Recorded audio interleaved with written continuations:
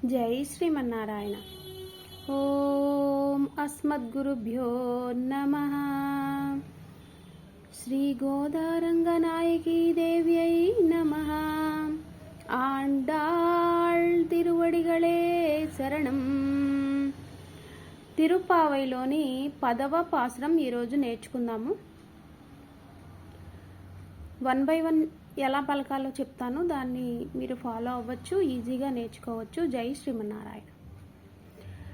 நோற்றுச்சு வர்க்கம் புகுகின்ற அம்மனாய், நோற்றுச்சு வர்க்கம் புகுகின்ற அம்மனாய், மாற்றமும் தாராரோ வாசல் திறவாதார், மாற்றமும் தாராரோ வாசல் திறவாதார், நோற்றுச்சு வர்க்கம் புகுகின்ற அம்மனாய், மாற்றமும் தாராரோ வாசல் திறவாதார், நாற்றத்துளாய் நாற்றத்துளாய் முடி நாராயணன்.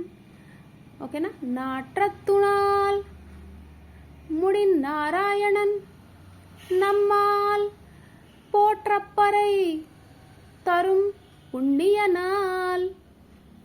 நாற்றத்துளாய் முடி நாராயணன் நம்மால் போற்றப்பறை தரும் புண்ணிய நாள். பண்டோரு நாள் புண்ணிய நாள், பண்டோரு நாள். நோற்றுச்சு வர்க்கம் புகுகின்ற அம்மனாய், மாற்றமும் தாராரோ வாசல் திறவாதார், நாற்றத்துளாய் முடி நாராயணன் நம்மால் போற்றப்பறை தரும் புண்ணிய நாள், பண்டோரு நாள்.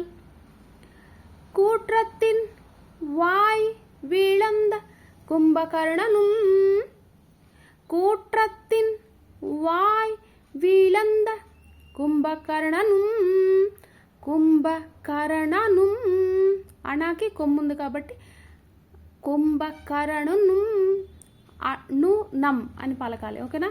కూట్రత్తిన్ వాయ్ వీళంద కుంభకర్ణనుం, తోట్రుమునకే తోట్రుమునకే పెరుం తుయిల్తాన్ తందానో, தோற்றுமுனக்கே பெரும் துயில்தான் தந்தானோ.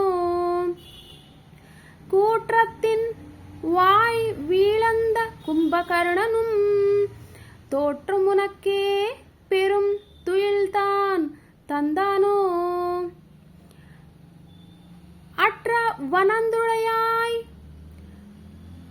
ఆట్ర వనందులుడయాయ్. ఇంకొకసారి చూడండి. ఆట్ర వనందులుడయాయ్, వనందులుడయాయ్. ఓకేనా?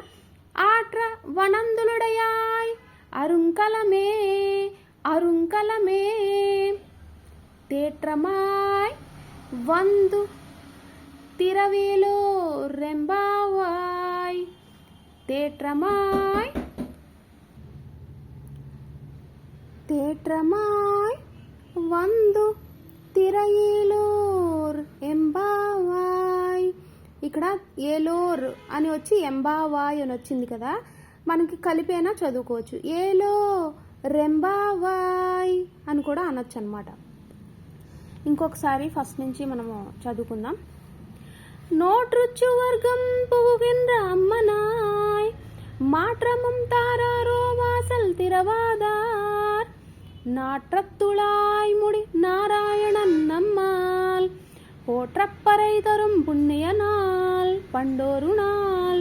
கூற்றத்தின் வாய் வீழந்த கும்பகர்ணனும், தோற்றமுனக்கே பெரும் துயில்தான் தந்தானோ. ஆற்ற வனந்துலுடையாய் அருங்கலமே, தேற்றமாய் வந்து திரையிலோ రెంబావాయ్ రెంబావాయ్. ఆండాళ్ తిరువడిగళే శరణం. ఇక్కడ 5వ చెలికత్తను కూడా లేపడానికి వచ్చిందండి ఆండాల్.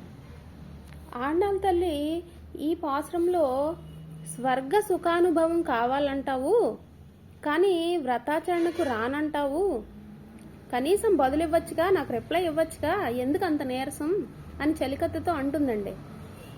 సుగంధాలు ప్రసరించే తులసితో అలంకరింపబడిన కిరీటంతో విలసిల్లే క్షీరాబ్ది సైనుడు, మనచే కీర్తింపబడే లక్ష్మీ శ్రీనివాసుడు తీరుస్తాడు కదా మన కోరికలను, మాయం చేస్తాడు కదా మన వ్యధల్ని.